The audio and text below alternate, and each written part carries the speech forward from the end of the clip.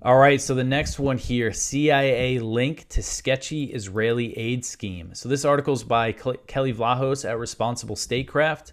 So a former CIA officer who once headed American schemes to train right-wing Contras in Nicaragua in the 1980s has been working with the Israelis to hatch a new aid organization, call it independent, and proceed to deploy it on the starving Gaza population with the assistance of foreign entities and U.S. security contractors, according to new reports.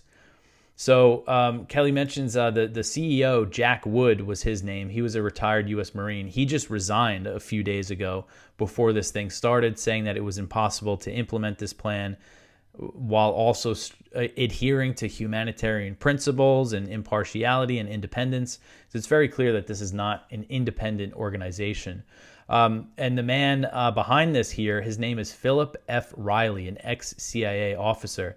And this is a little background about him from the New York Times.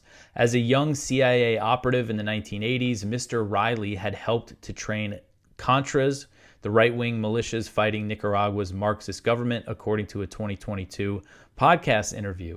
2 decades later, he was one of the first U.S. agents to land in Afghanistan after the September 11th attacks.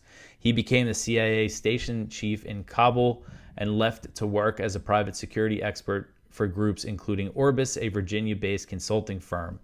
And Riley had engineered the procurement of Safe Reach Solutions, another mysterious U.S. private security firm that has been operating in the Gaza Strip.